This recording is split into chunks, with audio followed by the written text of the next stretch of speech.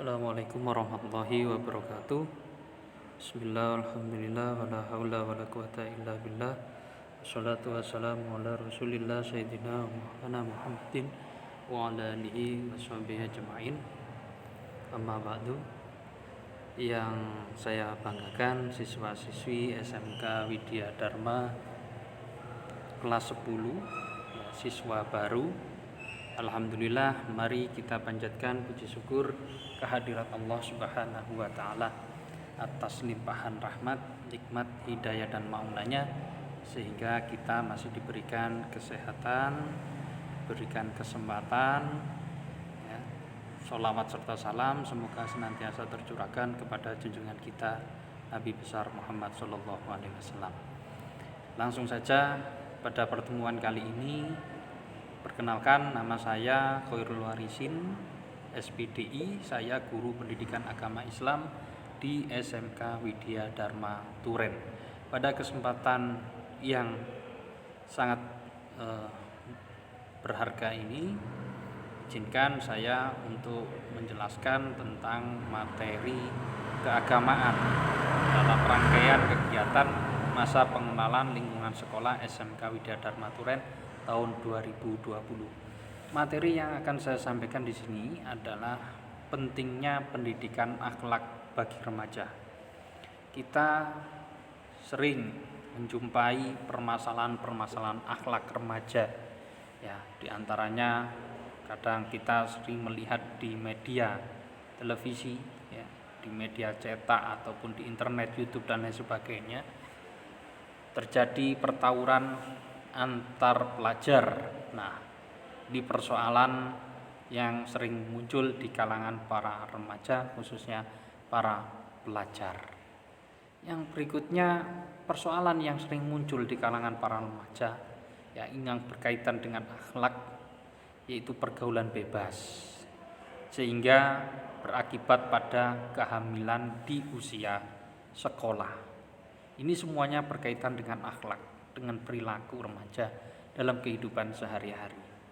Selain itu, juga remaja dihadapkan pada persoalan tentang narkoba dan minuman keras. Banyak kalangan remaja, khususnya siswa, yang terjerumus menjadi pecandu narkoba, menjadi pengkonsumsi minuman keras dan lain sebagainya. Ini persoalan-persoalan akhlak yang sering muncul di kalangan para remaja.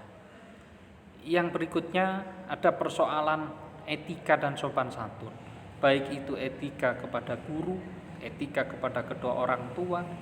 Ini terjadi degradasi atau penurunan, sehingga di zaman sekarang banyak anak-anak remaja yang sudah tidak punya sopan santun, kepada orang tuanya berani, kepada gurunya berani, bahkan kepada orang yang lebih tua yang tidak dikenal pun kadang juga tidak punya sopan santun. Nah, ini persoalan-persoalan akhlak yang terjadi di kalangan remaja. Kemudian adanya bullying, ya. Sering kita mendengar berita ada siswa dibully, ya.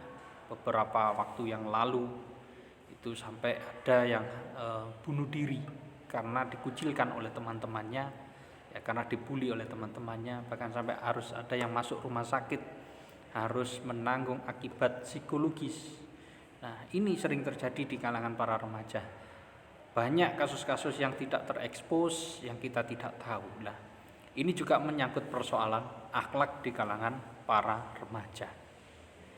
Nah, sekarang akibat yang harus ditanggung. Nah, setiap perbuatan yang kita lakukan, setiap tindakan yang kita lakukan, apapun itu, pasti menanggung sebuah akibat, ya. Nah, akibat yang harus ditanggung oleh remaja ketika akhlaknya itu bermasalah, yaitu masa depannya jadi pertaruhan. Masa depannya jadi pertaruhan. Ketika remaja ini harus terjerumus ke dalam narkoba, maka nanti pasti akan berurusan dengan pihak yang berwajib, akan dihukum, dan ini berpengaruh pada masa depan remaja tersebut. Ketika remaja itu terjerumus ke pergaulan bebas sampai harus hamil di usia sekolah, ya, ini juga akan berpengaruh kepada masa depannya, termasuk masa depan anak yang nanti dilahirkan. Kemudian tawuran antar pelajar ini juga bisa berujung pidana, dan ini resikonya adalah masa depan. Termasuk ini juga pembulian. Nah, perlu kalian tahu bahwa membuli itu juga bisa dipidana. Hukumannya berat, hukumannya tidak ringan. Oleh sebab itu jangan sampai membuli temannya. Karena kalau temannya tidak terima, ini bisa dilaporkan ke pihak yang berwajib, masa depan kalian yang jadi pertaruhannya. Kemudian kalau akhlak remaja itu bermasalah, ya, juga harus menanggung sanksi sosial dari masyarakat. Ya, menanggung malu keluarganya, misalkan hamil di luar nikah karena pergaulan bebas, misalkan karena narkoba, ya, misalkan karena pembulian, kena kasus pidana dan lain sebagainya. Biasanya masyarakat menganggap orang tersebut adalah orang yang bermasalah sehingga harus dijauhi. Ini namanya sanksi sosial yang muncul di masyarakat. Yang ketiga, setiap perbuatan kita akan dipertanggungjawabkan di hadapan Allah Subhanahu wa taala. Setiap perbuatan kita sekecil apapun, kita menyakiti hati orang lain, kita berbuat kerusakan, kita berbuat kemaksiatan, semuanya akan dimintai pertanggungjawaban oleh Allah kelak di akhirat nanti. Dan setiap tindakan kita harus siap menanggung resiko. Kita harus siap menanggung pertanggungjawaban yang akan kita laksanakan di hadapan Allah Subhanahu wa taala. Nah, pertanggungjawaban di hadapan Allah ini implikasinya ada dua. Kalau perbuatan kita baik, maka diterima oleh Allah, kita masuk surga. Tapi kalau yang kita lakukan, yang kita pertanggungjawaban adalah perbuatan maksiat, maka nanti kita akan dimasukkan ke dalam neraka oleh Allah Subhanahu wa taala. Na'udzubillah min dzalik. Anak-anakku yang saya banggakan. Kenapa? Pertanyaannya sekarang, kenapa akhlak manusia yang ada, ya, ada yang buruk? Kenapa sebenarnya? Padahal semua anak adalah baik. Semua manusia yang terlahir ini baik. Pada dasarnya baik, pada hakikatnya baik. Karena Allah telah menginstal di dalam diri manusia fitrah yang lurus. Semua manusia ini sebenarnya pada dasarnya memiliki sifat baik. Kenapa kok ada manusia itu yang berakhlak buruk? Nah, jawabannya adalah karena salah memilih teman dalam bergaul. Ini salah satu faktor saja. Kalau kita kembangkan ya lebih dari ini faktornya. Tapi kita ambil poin-poin pentingnya. Kenapa kok ada orang yang tidak berakhlak baik? Itu karena salah dalam memilih teman, salah dalam bergaul, sehingga terpengaruh oleh temannya. Maka ada pepatah mengatakan kalau kita berteman dengan orang penjual minyak wangi, maka bau kita akan harum. Ini artinya apa? Ketika kita salah memilih teman kita suka mengkonsumsi narkoba, maka kita akan ikut terjerumus ke dalam narkoba. Ketika teman kita suka pergaulan bebas, seks bebas, kita akan pasti terseret masuk ke dalamnya. Oleh sebab itu, hati-hati dalam memilih teman, dalam bergaul. Yang kedua adalah karena posisi seseorang ini jauh dari Allah Subhanahu wa taala, sehingga tidak ada perisai dalam dirinya untuk menjauhi kemaksiatan. Karena apa? Karena Allah jauh dari dirinya, karena dirinya menjauh dari Allah. Oleh sebab itu, penyebab ini harus dihilangkan supaya akhlak kita tidak terjerumus, supaya akhlak kita baik. Sebagai seorang muslim, kita harus menjaga akhlak kita ini. Ya, sebagai seorang muslim, kewajiban kita adalah berakhlak baik kepada siapapun, baik kepada sesama manusia, ke sesama makhluk, baik itu tumbuh-tumbuhan, binatang, lingkungan, juga akhlak kita kepada Allah. Karena sesungguhnya Nabi Muhammad itu diutus untuk menyempurnakan akhlak yang mulia. Jadi Islam ini datang dibawa oleh Rasulullah supaya manusia ini memiliki akhlak yang baik. Nah, kemudian kewajiban kita mendekatkan diri kepada Allah harus kita laksanakan. Harus kita laksanakan dengan baik.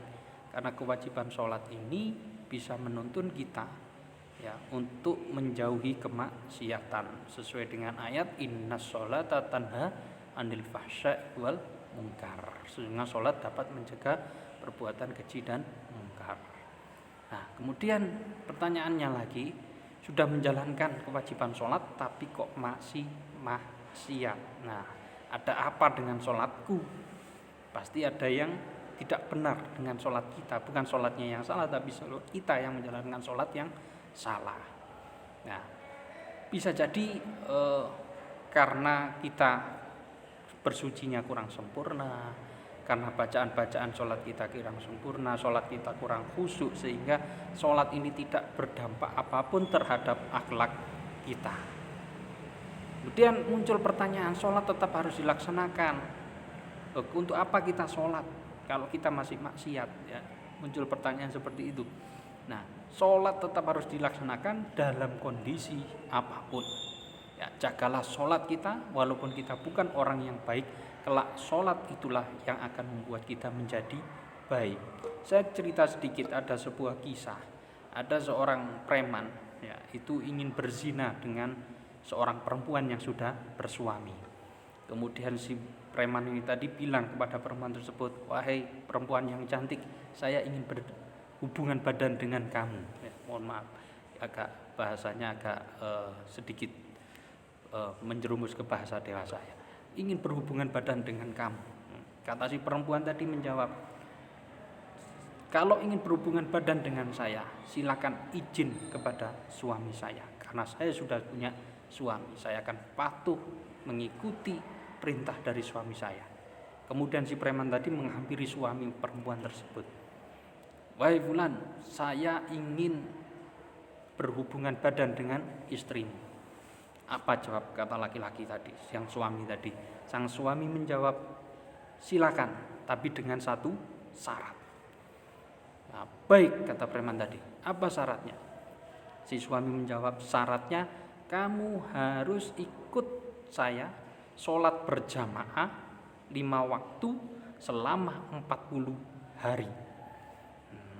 Kata si preman, ini syarat yang enteng. Oke, saya setujui. Kata si suaminya tadi, kalau kamu sanggup mengikuti sholat berjamaah dengan saya selama 40 hari, sholat 5 waktu berjamaah selama kamu mampu, silakan kamu berzina dengan istri saya. Wah, kemudian diikuti oleh preman ini syarat tadi sampai hari ke-40. Setelah hari ke-40, setelah hari ke-40, si preman ini tadi ditanya oleh suami si perempuan tadi, wahai preman, katanya kamu ingin berzina dengan istri saya, ingin berhubungan badan dengan istri saya. Sekarang kamu sudah menjalankan syarat yang sudah saya tentukan, sholat jamaah selama 40 hari. Kata si preman apa? Saya tidak jadi berzina. Saya tidak jadi ingin berhubungan badan dengan istrimu. Karena hasrat untuk melakukan hubungan badan dengan istrimu sudah hilang. Nah, inilah yang dimaksud dengan ayat tadi, inna sholata tanha anil fahsya'i wal munkar. Makanya kalau kita merasa sholat kita belum sempurna, maka solusinya adalah sholat berjamaah. Nah, anak-anakku yang saya banggakan, sebagai seorang muslim kita punya kemampuan dasar yang harus kita miliki, ya. Kemampuan dasar yang harus kita miliki ini apa saja? Yaitu kemampuan membaca Al-Quran sebagai ayat-ayat Allah yang harus kita pahami. Karena sholat kita juga harus membaca surat Al-Fatihah, bagian dari ayat Al-Quran, baca surat yang ada di dalam Al-Quran, ya. Kemudian yang kedua, bisa melaksanakan toharoh, yaitu bersuci. Karena bersuci ini menjadi prasyarat, ya, bagi orang yang mau melaksanakan ibadah sholat. Yang terakhir, bisa melaksanakan sholat dengan baik sesuai dengan tuntunan syariat. Untuk itu saya beri tugas kepada adik-adik semuanya kelas 10 yang baru. Nanti akan saya kirim link, ya, tugas Google Form, via Google Form. Tugasnya apa? Saya ingin melihat kemampuan menulis ayat Al-Quran. Saya ingin melihat kemampuan kalian dalam membaca ayat Al-Quran. Saya ingin melihat kemampuan kalian dalam menjalankan atau melaksanakan toharoh, yaitu wudhu. Nah, nanti silakan, ini tugasnya dilaksanakan. Nanti pengirimannya via Google Form, linknya akan saya share ya, nanti akan dilanjutkan di-share oleh masing-masing wali kelas. Itu saja yang perlu saya sampaikan. Ada kurang lebihnya mohon maaf karena waktunya terbatas, jadi saya tidak bisa berlama-lama ya. Wallahul muwaffiq ila aqwamit thoriq. Wassalamualaikum warahmatullahi wabarakatuh.